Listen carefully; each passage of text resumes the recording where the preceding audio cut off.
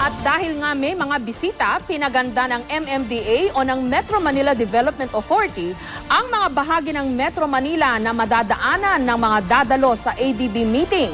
Bukod sa todo linis sa mga lansangan, dumaan din sa makeover ang mga hindi raw kaaya-ayang tanawing tsak di manong makikita ng mga delegado, katulad ng mga depressed area at maruruming ilog na tinakpan muna.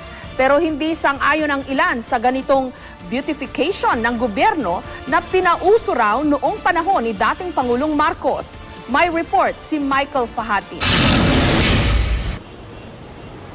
Ika nga nila, ang EDSA o anumang pangunahing daan ng salamin ng progreso ng isang bansa.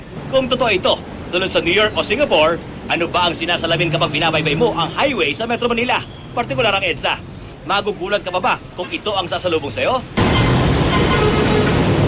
Traffic, usok, ingay at sandamakmak ng mga billboard. Bukod pa riyan, ang mga tinatawag na depressed areas, nakatabi lamang ng mga nagtatayugang mga building.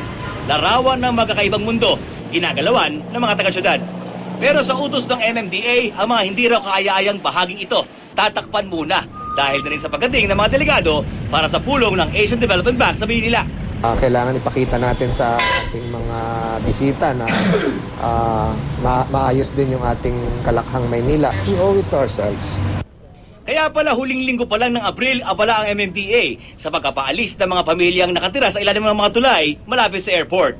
Ilang araw naman makalipas, naglagay ng mga tabing sa mga lansangan para di matanaw ang maruming ilog sa bahagi ng Maynila.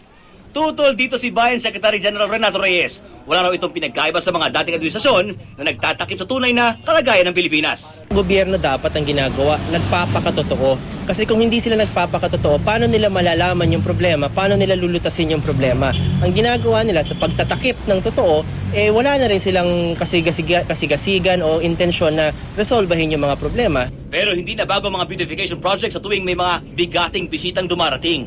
Panahon ng nooy First Lady Imelda Marcos na nagsilbing MMA chairman ng unang lumikha ng kontrobersiya ang mga tinaguriang whitewashed walls o mga konkretong bakod na pininturahan ng puti na pinantakip sa mga lugar sa Maynila para itago ang mga di kaaya-aya at mahihirap na lugar tulad ng squatters area. Panahon naman ng Apex Summit sa Pilipinas sa panunungkulan ni Ramos nang bakuran ang paligid ng airport noong 1996.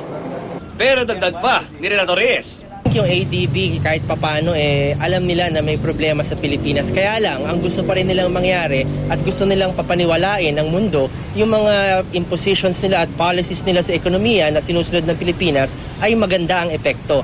Kaya kumbaga sila lang ho ang naglolokohan dito sa kailang ginagawang pagtatakip sa kahirapan.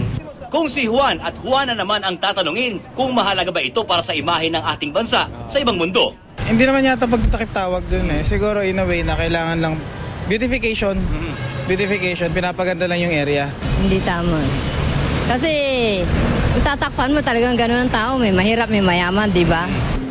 Ugali na nga ba ng Pilipino ang pagkapakita ng maganda at pagkatago ng di kagandahan kapag may dumarating na bisita? Ayon sa palasyo, umiiral pa rin ang ugaling ito. Kung beautification ang tanong, ano kayang masasabi ng isang beautician tungkol dito? Sa opinion ko, hindi. Kasi kung sa katulad nito, sa tao, sa pagpapaganda, natural na pagandahin natin. Pero kung yung dadalaw dito mga delegates, so kailangan kung ano yung bansa natin, ipakita natin sa kanila kung ano yung kasilaan ng bansa natin. Yung pangit, kailangan, yun ang dapat nila pagtuunan ng paano nila pagagandahin. Hindi yung pansamantala lang nilang pagagandahin. Pero ang makeup sa babae, sa lalaki, okay lang? Okay lang. Nariretoke naman yun Michael Fahatin, GMA News.